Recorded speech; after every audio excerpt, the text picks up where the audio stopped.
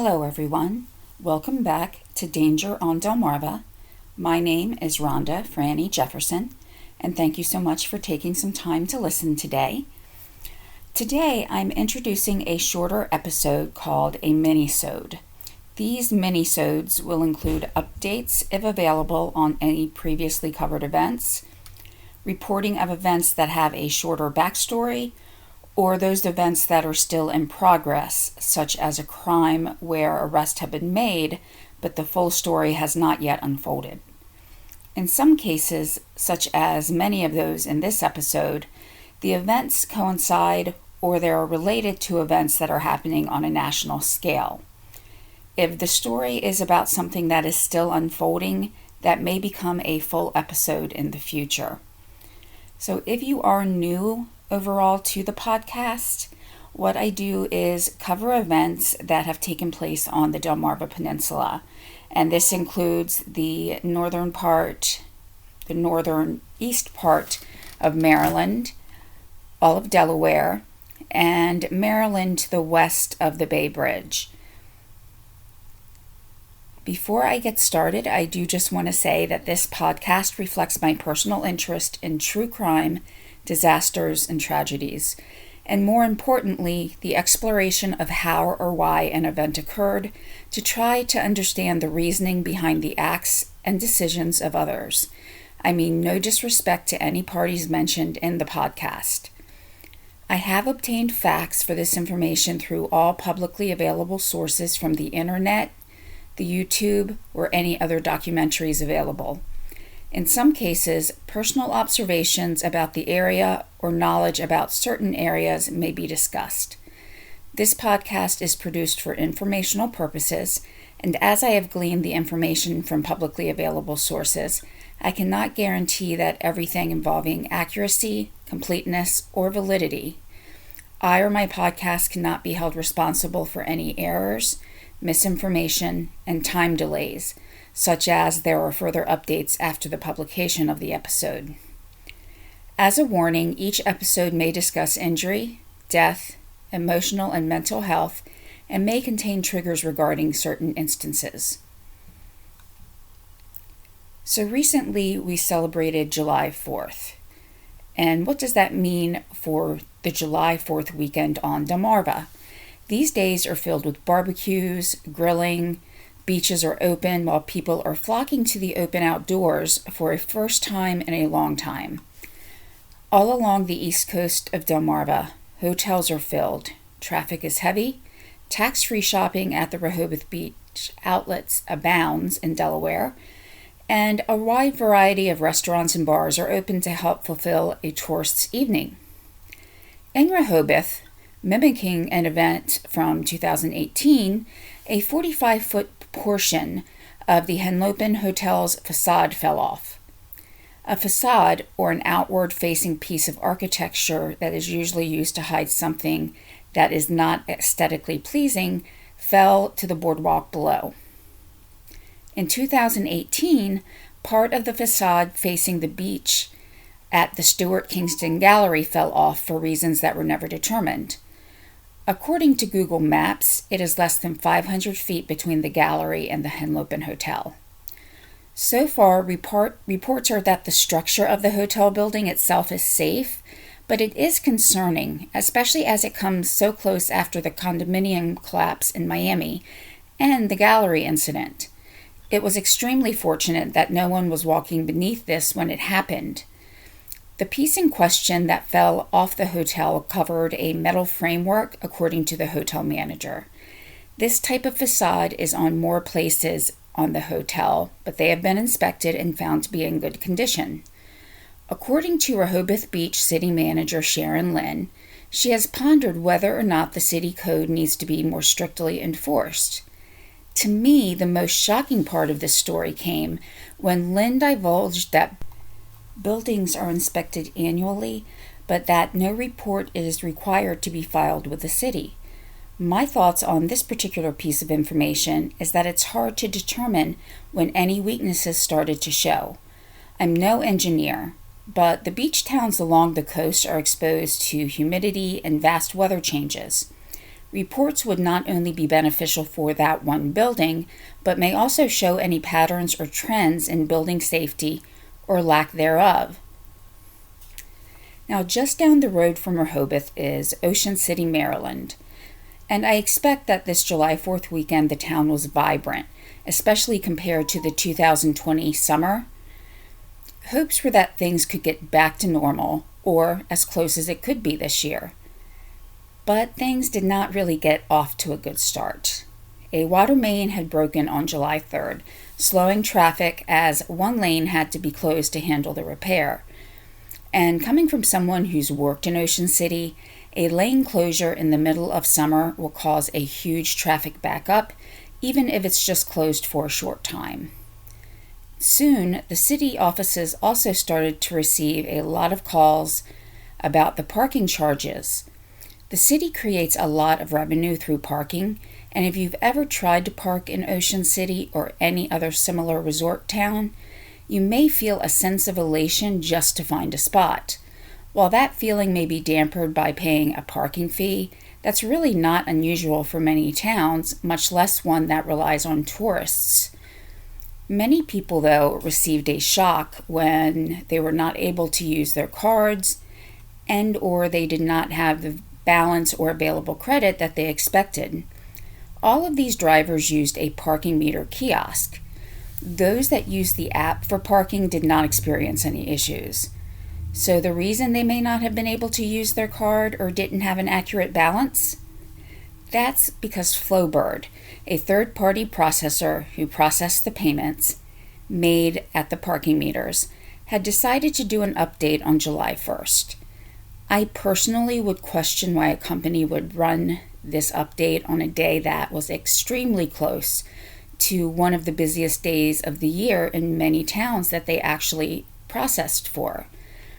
This is a time when Ocean City would probably see the biggest influx of tourists in one weekend, only possibly being competitive with Bike Week, Memorial Day, or Labor Day. So, with this update being run on July 1st, there was no time to get the bugs out before the meters were used en masse. And bugs there were. Charges were duplicated, in some cases 50 to 90 times. And if someone parked in a few different locations over the weekend and used a kiosk each time, that would run well over $1,000.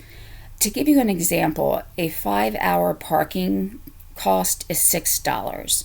And let's just say the family spent most of the day outdoors and they parked in 2 different lots each day.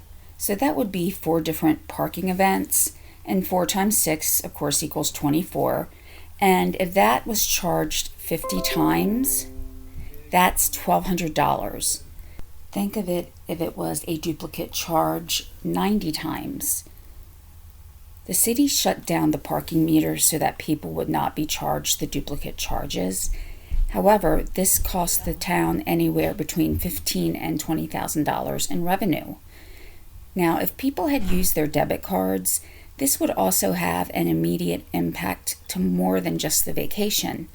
Funds could be unavailable to pay bills that were scheduled to be paid. Most people don't have enough of a cushion to have a number of charges that were billed up to 90 times per charge. If using a credit card, those duplicate charges would drastically decrease the available credit. Flowbird was working on getting refunds out to customers, but I did not see anything about reimbursing any charges if the account was charged an overdrawn or over the credit limit fee, or how customers were to handle other expenses such as food, gas, tolls, or anything else that they would not be able to buy because of the impact to funds availability. Some of this may also depend on whether or not the charges had actually posted to the account or were still in just a pending status. Either way, it had a very negative impact to many of the people who are just hoping to enjoy one of their first vacations or first vacations since the events of 2020. So the town did have a lot on its plate at this point. Now, while writing up my notes, I just automatically used a general saying to describe the situation that's about to come, but then I realized that there was an unintentional pun, and I did not want to seem disrespectful. The incident in question did not cause any major injuries. There were some minor ones, but I decided not to use the saying as it could have turned out much differently, and I want to show respect for those that were injured and those that were doing their jobs to keep the community safe. As in many places on July 4th weekend, people begin to get excited about seeing a fantastic fireworks display. People can look out over the city, surrounded by the Atlantic on one side and the Assawoman Bay on another. It's a beautiful and awe-inspiring backdrop. Fireworks can be seen all around, but not on this July 4th. While unloading fireworks on the beach that were intended for the Ocean City fireworks display, the fireworks went off. Thankfully, as per the requirements, there was a perimeter set up immediately around the vehicle. This helped mitigate injuries, and employees of the company, Starfire Corporation, hired to handle the fireworks, received minor injuries. Later, with the assistance of various other agencies, there were small controlled detonations of the remaining fireworks. Fireworks were scheduled to be launched from 2 other locations in the city, but as the cause of the explosion was not known, it was decided to cancel the displays at the other 2 locations as well. This was the first time that this particular company had been used. The company that Ocean City had previously used had layoffs due to the pandemic and were not able to handle the larger Ocean City job. I'm sure that many tourists were disappointed, but at least in my opinion, the Ocean City officials handled this in the only way that it could be. While one article that I reviewed said the investigation had concluded, the findings that the article reported was that one firework went off unexpectedly, which created a chain reaction by igniting other fireworks, which then subsequently exploded as well. I don't want to sound cynical or sarcastic, but in my opinion, this is not really a conclusion. Starfire would also be investigating, and the much more important question to find out is why the first one went off at all. The employees of Starfire were well-trained professionals, and this happened still. I had been thinking about doing shorter episodes to cover a number of different types of stories. There were a number of different events that led me to say that this was the time to do so. The facade of the hotel falling did coincide with the catastrophic building failure that's still unfolding in Miami. Concern and worry have to abound in the immediate area of the Henlopen Hotel, coupled with a sense of relief that no one was hurt. With the fireworks, the Ocean City explosion coincided with a disaster to a South LA community, where the LAPD attempted to have a controlled explosion of illegal fireworks. From the information that I've read and seen in different articles, the LAPD decided to detonate at location because they did not want to risk moving that number of illegal fireworks through the city. With any firework, there is always a risk. With illegal fireworks, questions can arise as to how they were manufactured, were any shortcuts taken, were any safety protocols followed, and so many different variables.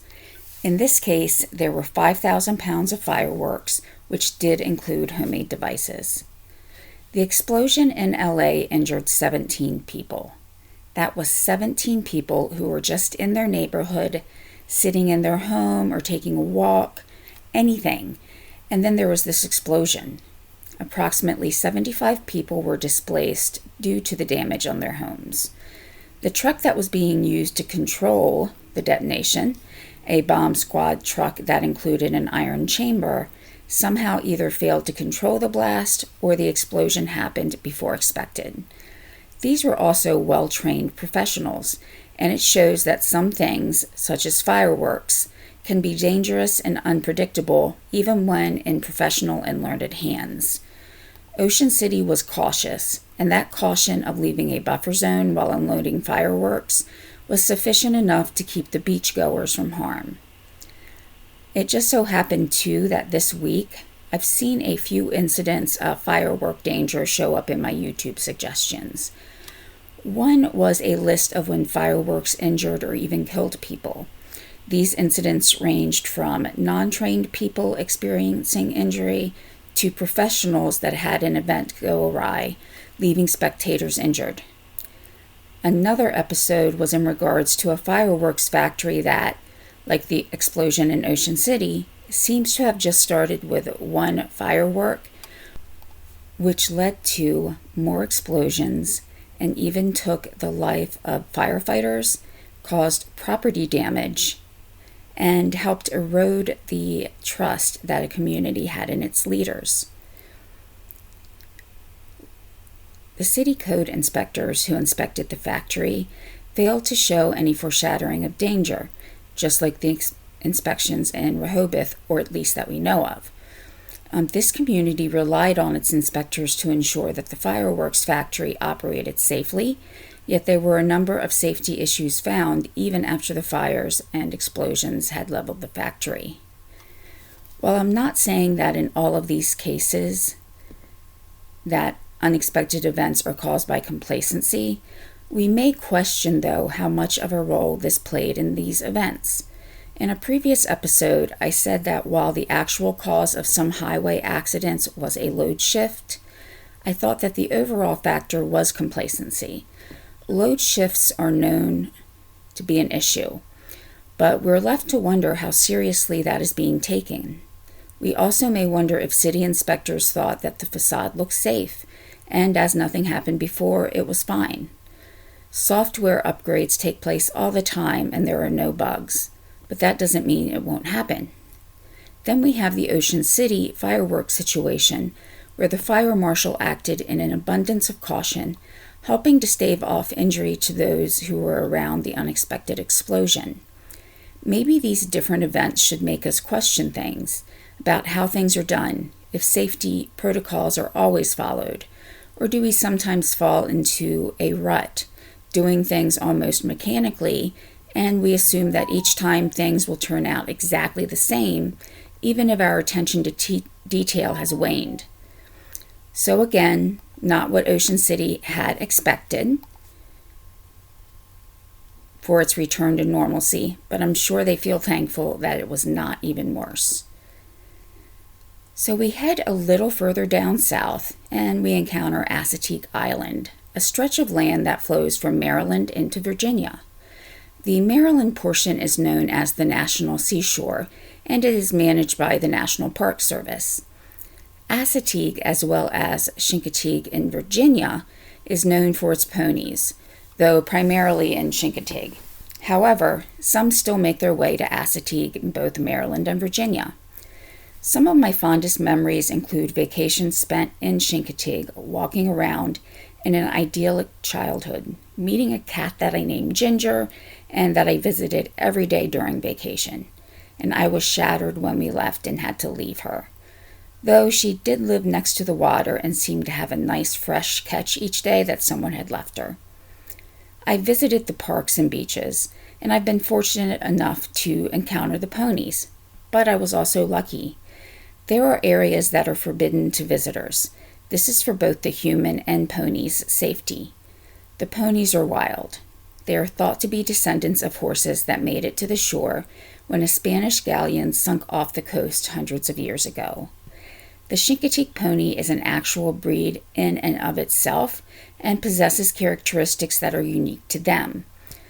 They have adjusted to the limited diet that is available on the island, but their primary source of food is high in sodium, and they drink about twice as much water as other ponies do.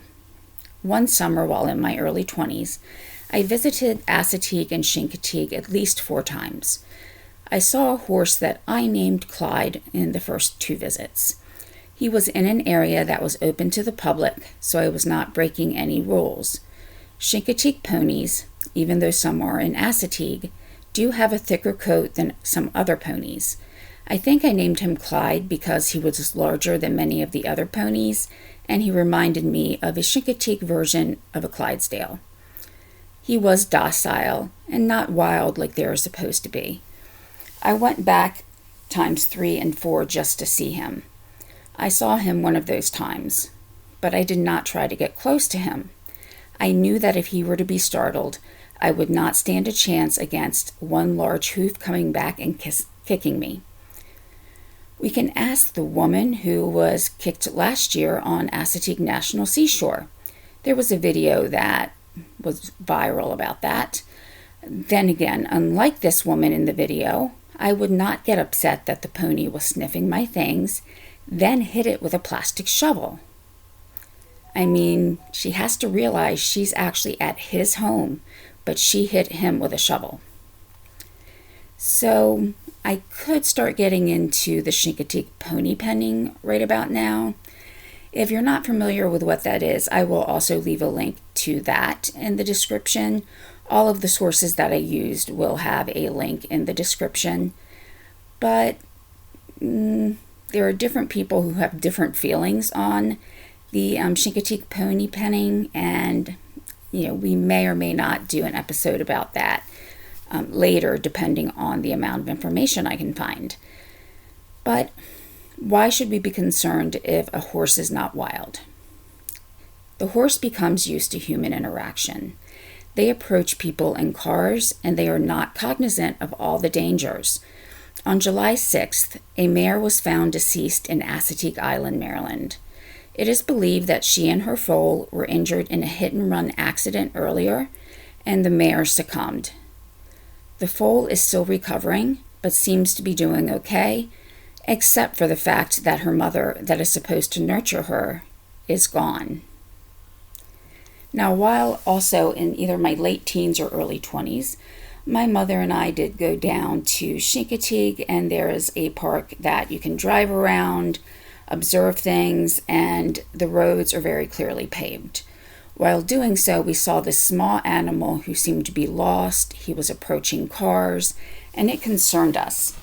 We did seek out a park employee, and she advised us that they knew of the situation, that the mother had been hit by a car previously within the last week or two, and they were trying to keep an eye on this elk. It was called a Sika elk or Sika deer, and there was also a mother Sika that was not this foal's mother, but they did seem to have some type of bond, and the motherless foal would sometimes go to the adult female. So that was good and important to know. And the park employee also explained to us that was one of the reasons why they did not want people to interact with animals or feed them, is they got too used to the cars being there and then became more comfortable walking on the roads, leading to more of them being hit. Since 1982, there have been at least 35 horses that were killed by motorists, as well as additional accidents in which the ponies survived. If horses become too used to humans, as I've just explained, they are less hesitant about approaching people. This can also be detrimental to the human, even if they're not in a car. If a pony is acclimated to humans, it does not mean that its wild nature will not kick in. Even docile horses will bolt if scared. In this incident, the driver did not stop, did not report the accident or the injury to staff. To me, this is unconscionable. I understand that they must have been scared about hitting a beloved local treasure in a national park, but it was an accident. Even if the driver was speeding or driving recklessly, the intent of the driver was never to injure an animal. But once he or she left the scene, that was a conscious act that ultimately led to the death of an innocent animal. If given proper care early, she could have survived, and it's our job to help protect them. So, with this sad note, I'll end our first minisode. Even though now, looking at the time that it's run, it's a little longer than I anticipated. So in the future, I'll be sure to just include 1 or 2 stories instead of multiple ones like this. But I do hope that you found the idea of this format interesting and informative. I have a feeling that future episodes may be more about some crimes that are still being prosecuted or updates, shorter stories like these individually. It just happened that there were a number of unfortunate and damaging events that took place along the coastline, but if there is ever a time for them to happen, it would probably be in one of the busiest weeks.